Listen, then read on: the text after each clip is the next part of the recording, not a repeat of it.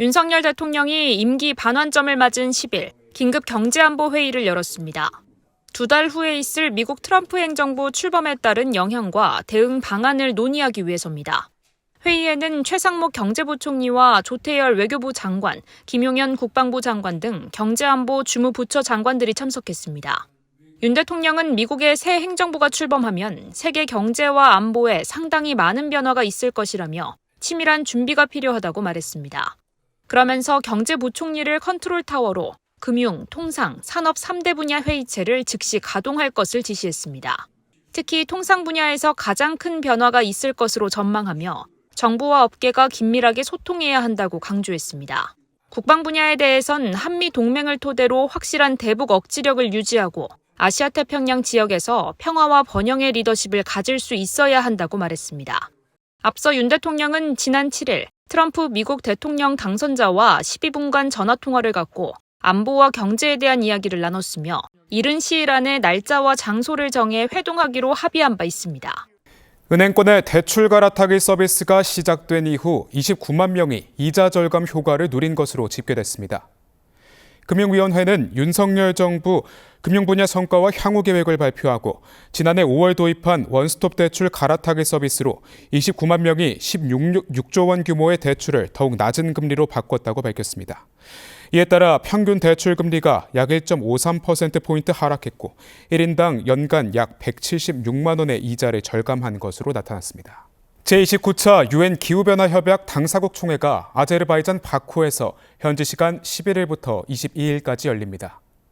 환경부는 김완섭 환경부 장관을 수석 대표로 하는 정부 대표단이 참석해 주요 협상 의제에서 합의가 이루어지도록 선진국과 개발도상국 사이 다리 역할을 할 계획이라고 설명했습니다. 이번 총회에서는 2025년 이후 기후위기 대응과 적응에 필요한 재원을 얼마나 어떻게 조성할지를 담은 신규 기후재원 조성 목표가 주요 의제가 될 전망입니다. 미 연방준비제도가 기준금리를 인하했습니다. 미 연준은 현지 시간으로 7일 이틀간 진행된 연방공개시장위원회 회의를 마무리하면서 기준금리를 4.5에서 4.75로 0.25%포인트 인하한다고 발표했습니다. 지난 9월 이후 4년 반 만에 0.5%포인트 인하한 B컷을 단행한 이후 추가 인하 조치입니다.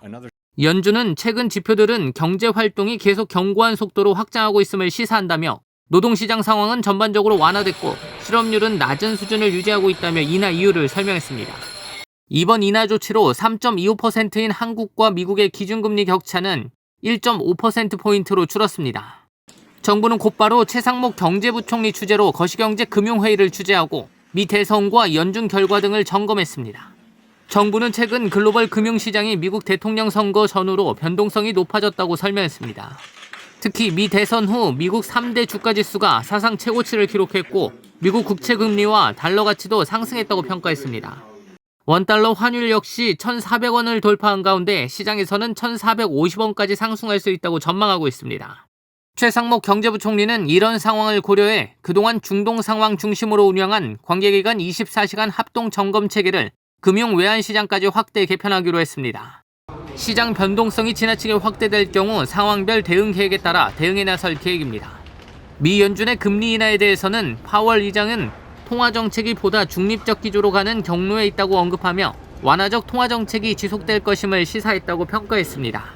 그러면서 최 부총리는 지정학적 리스크와 향후 보호무역주의의 강화 등으로 세계 경제 성장과 인플레이션 흐름, 주요국 통화정책 기조와 관련해 불확실성이 상존한다고 설명했습니다.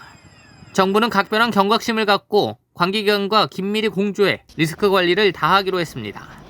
한편 정부는 가계부채와 부동산 시장 등 잠재 리스크 관리를 강화하겠다고 밝혔습니다. 주택시장이 과열되거나 가계부채가 빠르게 늘면 추가 대책을 내놓겠다고 예고하고 트럼프 정부 2기 출범을 앞두고 통상 환경 변화에 맞춘 상황별 대응 계획도 마련하기로 했습니다. 지난 2년 반 윤석열 정부 경제정책은 민간 주도의 시장 경제로 요약됩니다.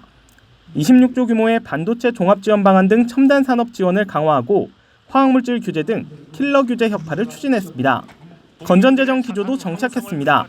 3년 연속으로 20조 원 이상의 지출 구조 조정을 단행했습니다. 자본시장 개선에도 나섰습니다.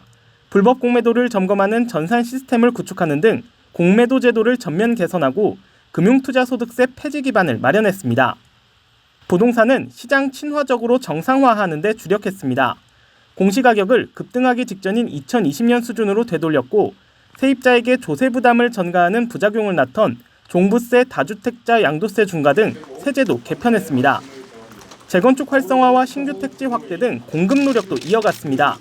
정부는 수출과 고용률 등에서 역대 최고 성적을 올리는 가운데 민생이 체감하는 효과로 이어지도록 물가 안정 내수 활성화 등을 적극 추진할 방침입니다. 지난 2022년 5월 취임 이후 지금껏 20번의 해외 순방을 마친 윤석열 대통령. 113개 나라 211번의 정상회담을 통해 경제 세일즈 외교를 펼쳤습니다. 대통령의 순방을 계기로 이룬 투자 유치와 수출 수주 등의 규모는 971억 달러, 우리 돈으로 약 127조 8천억 원의 규모입니다. 이로 영업사원을 자처하며 우리 경제인과 함께 순방국 비즈니스 포럼에 참석해 기업의 운동장을 넓히는 데 주력했고 아랍에미리트 방문 당시엔 40조 원 규모의 투자를 약속받았습니다. 반도체 강국인 네덜란드와는 유례없는 반도체 동맹을 맺고 24조 원 규모의 체코 원전 수주를 위해선 직접 발로 뛰겠다는 의지를 강조했습니다.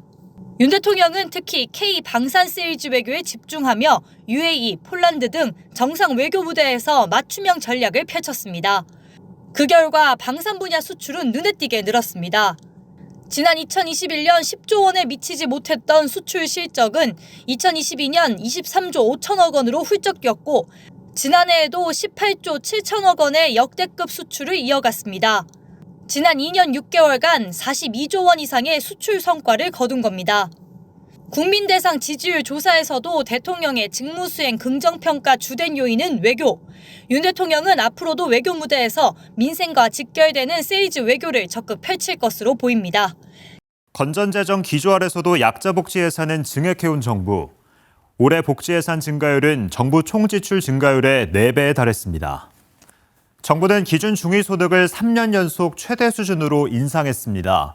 기준 중위소득은 74개 복지사업의 선정 기준인데 기초생활보장제도 등의 수혜 대상이 확대된 겁니다. 기초생활수급자에게 지급되는 생계급여도 역대 최대 수준으로 인상됐습니다. 생계급여 인상액은 41만 5천 원으로 지난 정부 인상액의 2배를 넘었습니다. 약자뿐 아니라 노인복지도 강화됐습니다. 노후에 받는 기초연금은 30만 8천 원에서 33만 5천 원으로 인상됐고 노인 일자리도 역대 최대 수준으로 늘어서 100만 개를 돌파했습니다. 청년 복지 정책도 살펴보죠. 정부는 국가장학금 수혜 대상을 기존 100만 명에서 150만 명으로 확대했습니다. 청년의 자산 형성을 돕기 위해 청년 도약 계좌를 신설하고 더 많은 청년이 혜택을 볼 수 있도록 가입 문턱을 낮췄습니다. 수도권 집중화로 교통 혼잡이 가중되는 가운데 정부는 GTX A 노선의 수서 동탄 구간을 처음 개통했습니다. GTX BC 노선도 착공에 돌입한 상태입니다. 지방도시의 부족한 교통 인프라를 확충하기 위해 지방권 광역급행철도 XTX 도입도 추진합니다. 선도 사업으로 충청권 광역급행철도 CTX와 대구 경북 신공항 광역급행철도가 추진 중입니다. 정부는 또 균형 발전과 함께 지방 분권을 추진하기 위해 중점 과제인 기회발전특구 등 4대 특구 도입을 지속 추진할 계획입니다.